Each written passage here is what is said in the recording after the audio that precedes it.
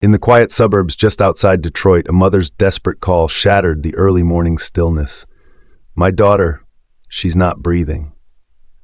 Those words, spoken on March 16, 2024 at 5:19 a.m., would unravel one of the most heartbreaking and bewildering tragedies in recent Michigan history. What police found inside a modest home on Phyllis Street in Wayne wasn't an accident. It was the aftermath of unimaginable suffering. The kind that defies explanation, even from the person who caused it. This is the story of Chelsea Duperon and the 8-year-old daughter she was supposed to protect. A story of a child's final days, a mother's shifting accounts, and the lingering questions that no courtroom verdict could fully silence. Lyla Cassel was born on June 27, 2015. Friends and family remember her as a bright spark, funny, quick-witted, full of life. She loved to laugh, to play, to fill a room with her energy. By all accounts, she was a happy child navigating the ordinary rhythms of second grade in a working-class Detroit suburb. Her world was small but safe, or so it seemed.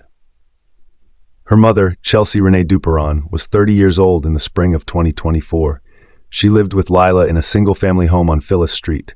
A live-in boyfriend, not Lyla's father, also resided there. From the outside, it was an unremarkable household in a tight-knit community. Neighbors later said they had no warning, no visible signs of trouble, just a mother and daughter going about their days. But behind closed doors, something had begun to fracture. The timeline of what happened next is both brutally short and agonizingly long. On March 13, 2024, authorities would later determine Chelsea Duperon assaulted her daughter. The attack was sudden, severe, and sustained. Lyla suffered blunt force trauma to her head, face, and neck. The kind of injuries that would leave any child in desperate need of immediate medical care. Instead, Lyla was left in her bedroom for 3 days. During that time, according to Duperon's own eventual admission, she did not call for help. She did not take her daughter to a hospital. She did not seek emergency aid. Instead, when Lyla struggled to walk to the bathroom because of her injuries, Chelsea placed a diaper on the 8-year-old. Lyla lay there, day after day, as her condition worsened. Michigan State Police would later recover surveillance footage showing Duperon purchasing diapers, Vaseline, and liquor during those same days. Ordinary errands while her child fought for life in the next room. By the early hours of March 16th, Lyla stopped breathing. Chelsea dialed 911. Wayne police officers arrived to a scene they would never forget. In the bedroom, they found Lyla unresponsive. Her head and neck were swollen beyond recognition. Severe bruising covered her face. The medical examiner would later describe injuries so extensive that there was not one spot from head to toe that was not bruised or marked. More than 200 autopsy photographs would capture the horror in clinical detail. Duperon's first explanation to officers, Lyla had fallen down the stairs. But the story quickly began to shift. 2 days earlier, Chelsea had told her live-in boyfriend that a ghost or spirit had assaulted Lyla. Now, speaking with police, she offered a more elaborate account. She spoke of bad spirits, of a mystery woman who had appeared out of nowhere in the basement, of a witch who had pushed Lyla down the stairs. At one point, she told investigators, "I swear to God, this is not me. This sounds crazy, but there's bad spirits." She claimed the spirits had urged her to act after Lyla began acting crazy. Yet she also admitted, eventually, that she had hit her daughter and failed to get her medical help, believing the child's condition might improve on its own. Investigators noted Duperon's own hands were swollen and bruised, consistent with delivering repeated blows. The medical examiner ruled Lyla's death a homicide caused by blunt force trauma to the head. Crucially, experts determined the child likely would have survived if she had received medical attention on the day of the assault. The contradictions mounted. A fall down the stairs could not explain the pattern of injuries. Spirits could not explain the 3 days of silence while a little girl lay dying. The investigation moved swiftly. Wayne County prosecutor Kim Worthy charged Chelsea Renee Duperon with felony murder and first-degree child abuse. She was held without bond. In court, Assistant Prosecuting Attorney Erin Wilmoth described the case as unlike anything she had seen in her years handling child abuse matters. The sheer brutality that innocent 8-year-old Lyla suffered on March 13 of 2024 is really like nothing I've ever seen.